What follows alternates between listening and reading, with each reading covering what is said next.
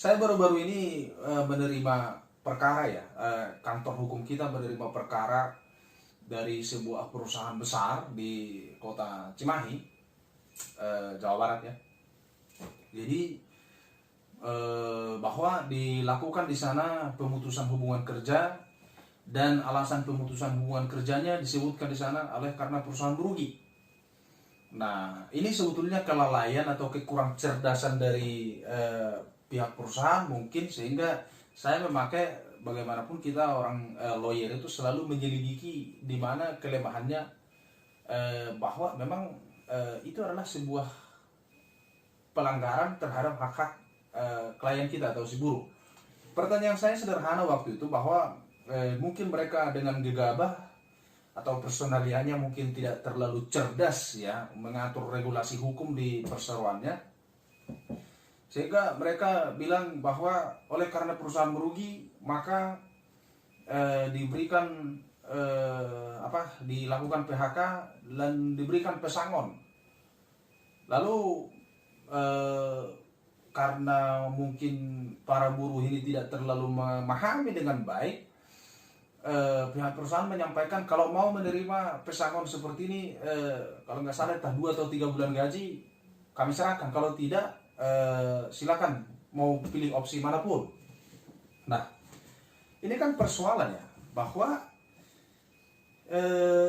ketika saya menerima pengaduan ataupun permintaan dari para buruh untuk menangani mereka menjadi kuasa hukumnya, saya membacanya sebetulnya hanya dua kali saya baca, saya langsung tahu bahwa ini perusahaan sebetulnya tidak cerdas dan gampang dikalahkan kalau dari proses hukum.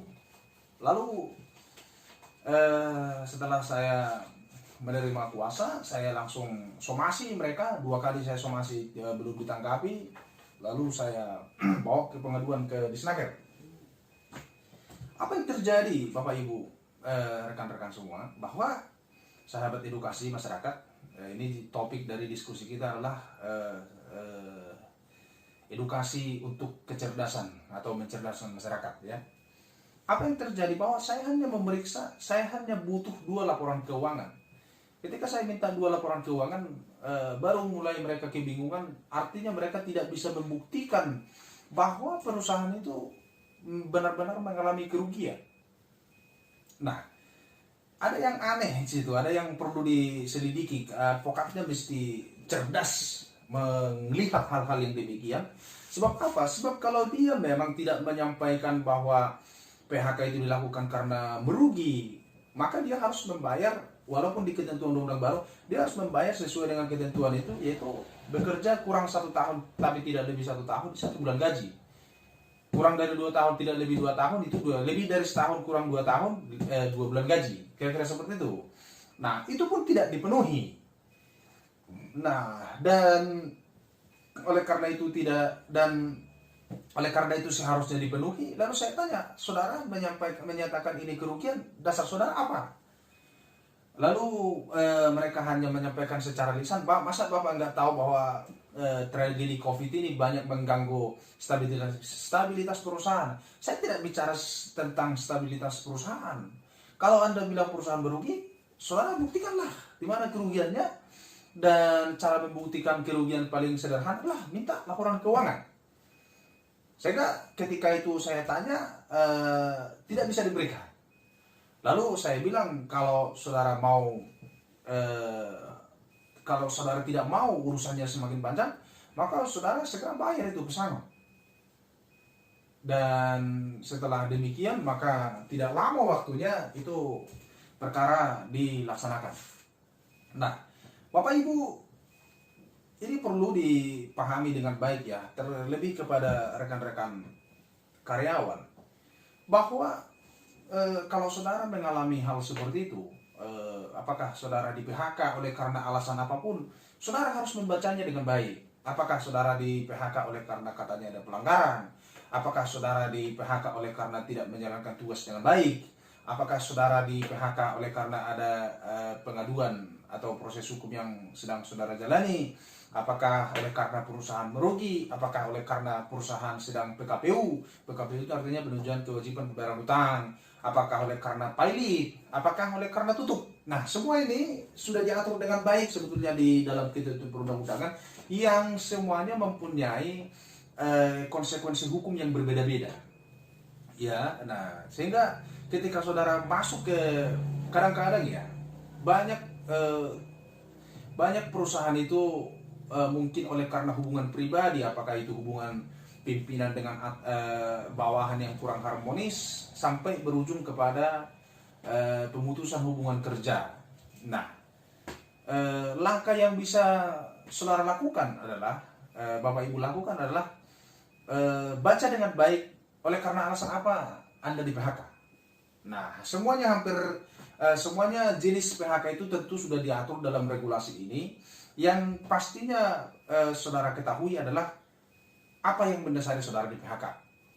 Nah, ini sudah secara terang benderang ya dan sangat kuat dibuatkan untuk melindungi karyawan. Maka yang diatur dalam ketentuan undang-undang itu adalah batas minimal. Artinya panggilan undang-undang ini sebetulnya bahwa dosa besarlah kalau pihak saya sebutlah perusahaan tidak memenuhi hak-hak karyawan yang seharusnya diterima sesuai dengan batas minimal. Sebab undang-undang ini sudah mengatur batas minimal. Sama dengan kalau seseorang melakukan tindak pidana, kalau contohnya tindak pidana pencurian ya, kalau saya lupa berapa lama batasnya, di sana disebut karena rata-rata di dalam tindak pidana umum itu yang diatur adalah batas maksimal. Artinya kalau dihukum dia maksimal lebih dari maksimal yang sudah ditentukan, itu kan sebetulnya pelanggaran terhadap hukum yang berlaku. Nah, kalau sudah disebutkan bahwa contohnya narkotika itu hukumannya itu adalah bisa hukuman mati, bisa hukuman seumur hidup, bisa hukuman paling lama 20 tahun. Nah, jadi kalau ada yang dihukum 21 tahun itu kan kesalahan atau ketidakjelian. Dan itu tidak boleh sebetulnya. Dan kalau ada putusan seperti itu, walaupun mungkin ada, putusan itu harus dilawan. Oke? Jadi kembali ke perburuhan ya, bahwa saudara tidak sebagai buruh tidak terlalu takut lah ya, tidak terlalu takut. Dan kehadiran undang-undang nomor 11 tahun 2020 itu tentang cipta kerja menurut saya sebetulnya banyak memberikan kemudahan. Salah satu lagi yang paling substansial adalah kalau dulu persoalan yang paling sering terjadi antara buruh dan karyawan, yang dulunya buruh selalu merasa bahwa ini adalah senjata pamungkas bagi pemberi kerja atau perusahaan untuk tidak memberikan pesangon, yaitu kontrak kerja. Nah, di undang-undang yang baru ini sudah semakin enak, sudah mengedukasi karyawan-karyawan yang selama ini mungkin diperlakukan seperti itu. Karena apa? Karena karyawan kontrak pun sekarang sudah mendapat, mungkin kalau bahasa karyawan tetap itu pesangon. Kalau dalam kontrak kerja atau perjanjian kerja waktu tertentu ada batas waktunya atau kontrak kerja itu, maka sejak dia dimulai kontrak, dia sudah kapanpun dia berhenti akan diberikan uang kompensasi. Jadi kalau dia bekerja 1 tahun, dia sudah mendapat 1 bulan gaji. Walaupun ini catat ya, walaupun dia karyawan kontrak. Jadi dulu ini tidak ada, sekarang enak-enak. Contohnya kalau ada di kontrak 3 tahun, itu secara hukum 3 tahun dia selesai bekerja, dia harus mendapat uang kompensasi pemutusan hubungan kerja. Artinya kalau dia tidak di PHK, maka dia menjadi karyawan tetap yang nantinya berhak mendapatkan pesangon. Tapi kalau dia pun di PHK, contohnya sudah 2 tahun, 3 tahun, 4 tahun, 5 tahun. Karena sekarang sudah bisa kontrak kerja itu 5 tahun. 5 tahun dan bisa diperpanjang tidak lebih dari 5 tahun. Berarti bisa 10 tahun. Kalau nggak salah ya, nanti bisa saudara baca supaya lebih apa. Artinya kalau dia pun di kontrak 10 tahun, secara sederhananya bahwa dia sudah harus mendapatkan uang kompensasi pemutusan hubungan kerja atas kontrak kerja yang sudah dilakukan selama ini, yaitu sesuai dengan tahun masa kerjanya. Bagaimana kalau pekerja 2 bulan? Ya dia mendapatkan 2 bulan uang kompensasi. Kalau contohnya gajinya 5 juta atau 12 juta per bulan, kalau dia pertama kalau berbulan, kalau dia bekerja 2 bulan lalu di PHK, maka 2 juta dia harus mendapat. Nah, selanjutnya bahwa lalu bagaimana dengan itu kan cerita melulu Pak advokat.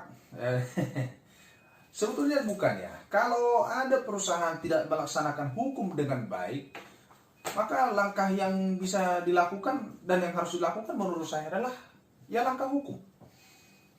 Nah, banyak sekarang yang gegabah memang karena keterbatasan memahami mungkin, dan oleh karena ajakan-ajakan orang yang kurang memahami, kalau menurut saya ya lebih memilih kepada cara-cara yang merepotkan, contohnya mengganggu perusahaan atau memblokade perusahaan. Menurut saya itu bukan langkah yang benar dan tepat. Tapi langkah yang lebih tepat adalah kalau saudara tidak menerima hak atau tidak diberikan oleh hak saudara, lakukan aja sesuai proses hukum. Sebetulnya proses hukum terhadap pemutusan hubungan kerja itu atau perselisihan hubungan industrial itu kan, kalau menurut saya kan cepat dan prosesnya ringan, dan boleh lagi pada saat mengajukan gugatan ke pengadilan itu bisa kita mintakan supaya pemeriksaannya dilakukan secara singkat dan sederhana, singkat dan cepat, ya. Kenapa bisa dimintakan itu? Sebetulnya di semua perkara bisa dimintakan itu, baik dalam perdata khusus ya. Contoh mengenai hutang piutang atau yang lain itu bisa dimintakan sederhana.